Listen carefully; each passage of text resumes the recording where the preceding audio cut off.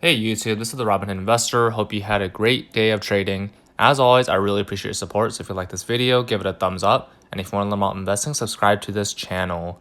Today I'm going to talk about PayPal stock, which reported earnings yesterday. Ticker symbol PYPL. Currently priced at $180 per share. Past year, up 70.54%. Past 5 years, up 406%. Scrolling down a bit, you can see this makes up 1.47% portfolio, or $4,327. I'm up 135% on this position. Taking a look at the market cap, you can see it's about $211 billion. P ratio is 85, and dividend yield is 0, which means they're reinvesting all profits back into growth. And you can see in terms of analyst ratings, 84% of them give it a buy, so pretty strong buy rating. And actual earnings per share was $1.07 versus expected of 94 cents. So it beat the EPS expected. So PayPal, for those of you who are not familiar, is a technology platform for digital payments. So that includes PayPal, Credit, Braintree, Venmo, Zoom, and Paydiant products. So it's from business to consumer or consumer to consumer. So a lot of payment solutions in the technology space. Taking a look at the actual earnings report, you can see this is Q3 20 investor update, November 2nd, 2020. And overall, it was very positive. So if you take a look at the highlights, another historic quarter for PayPal. And if you look at the growth, it's the strongest volume and revenue in PayPal's history. 36% TPV growth to $247 billion, 25% revenue growth, 15.2 million NNAs in Q3, 32% growth in daily active accounts. Overall, very positive growth. Taking a look at future guidance, expected to grow in low to mid 30 range, and revenue expected to grow 20-25% on a spot. Earnings guidance 45 to 47% GAAP EPS growth. Overall, very positive. So they also expect to add 70 million active accounts, and revenue expected to grow 21 to 22%. So overall, a lot of growth in terms of volume, accounts, revenue. So this is definitely a growth stock.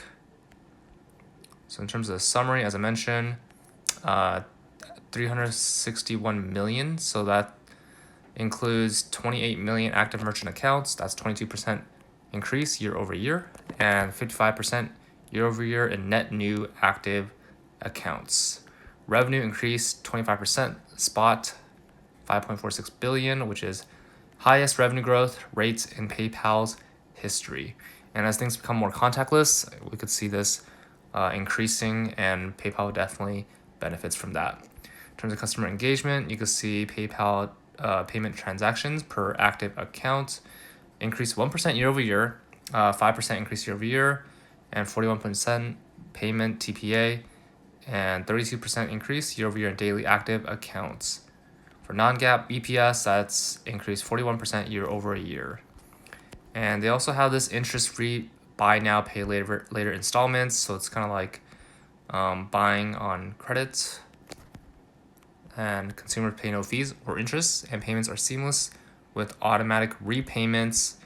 These installments appear in the PayPal wallet. So it's a great feature for customers who can't pay right away, but they want to get the benefit and pay off later. And a lot of vendors online, including Aldo, Best Buy, Bed Bath & Beyond, Camping World, Lands' End, Uniqlo, and also on the following commerce platforms from Salesforce, Woo, BigCommerce, Miva, 3D Cart. And they also announced they're expanding the Venmo experience with the Venmo credit card. So it's great to see that they're increasing that offering. It's a new way to assess the simplicity, convenience, and fun of Venmo in consumers' everyday lives. So this is a contactless chip card with personalized QR codes issued in partnership with Synchrony and powered by Visa.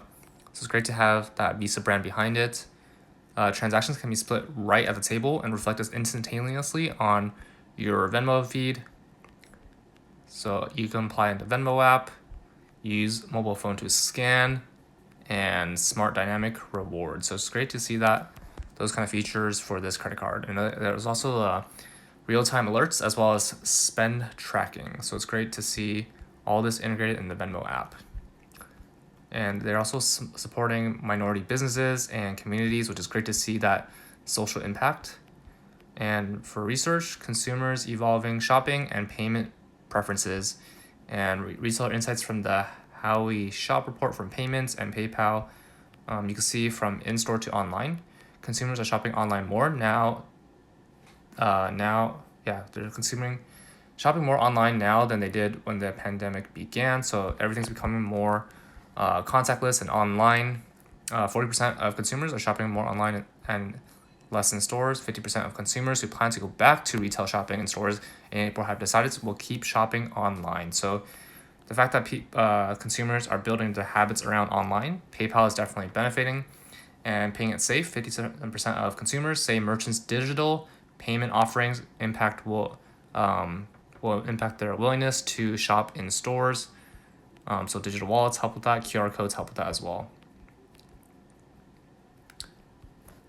And for Q320 business updates, you can see the total payment volume, 36% growth, highest in PayPal's history. So you can see overall year-over-year growth, 26%, 27%, 22%, all this double-digit growth. And then Q320, 36%, which is very impressive considering the size of PayPal. Merchandise services grow outpacing eBay marketplaces. So it's great to see they're outpacing their competitor. You can see 3-year CAGR of 29% versus eBay is 1% 3-year CAGR.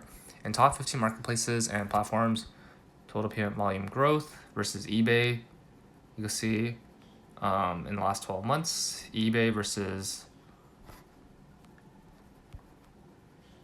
top 15.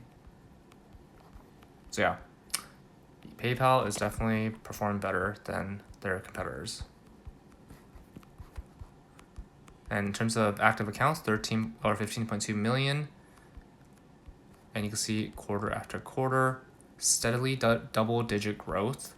And net new active accounts, you can see also steadily increase in Q3. It dipped slightly, but overall, it's great to see those big numbers in terms of growth. Same goes for revenue. You can see steadily increasing quarter after quarter. So overall revenue, active accounts, net new accounts, and earnings per share growth across all segments. So it's great to see those numbers. Same with EPS and free cash flow. Scrolling down to take a look at the PayPal, you can see annually they have been increasing the revenue and earnings in terms of quarter after quarter. Q220 was very high, but Q3 is even better. And taking a look at the key stats.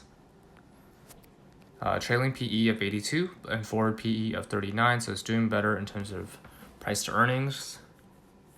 Scrolling down a bit, you can see 52-week change, 86%, which is a lot better than the market average overall.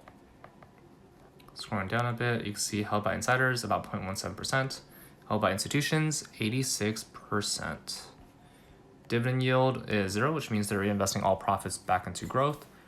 A very profitable company at 13.44% profit margin, operating margin at 15%, management effectiveness at 3.27%, and return on equity is 15%. Overall, very solid revenue numbers. Quarterly revenue growth, 22%. Gross profit, $8 billion. Earnings before interest, tax, depreciation, and amortization at 3.66%.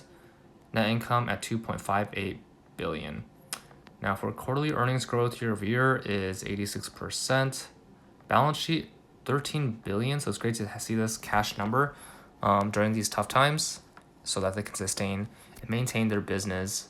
Total debt is 9.67 billion, and debt to equity is 54. So for every dollar equity they have $54 in debt, and operating cash flow at 6.25 billion, lever free cash flow at 4.06 billion.